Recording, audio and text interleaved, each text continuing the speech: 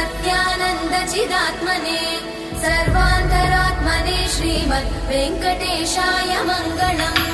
स्वतः सर्वविदे सर्वशक्तये सर्वशेषिने सुलभाय सुशीलाय वेङ्कटेशाय मङ्गलम्।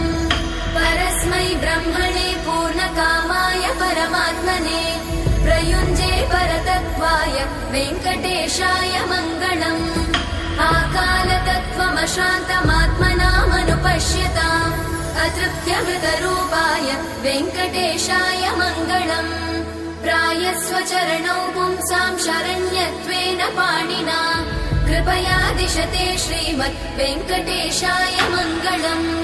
दयामृततरङ्गिण्यास्तरङ्गैरिव शीतलै अपाङ्गैः सिञ्चते विश्वं वेङ्कटेशाय मङ्गलम्। स्रग्भूषा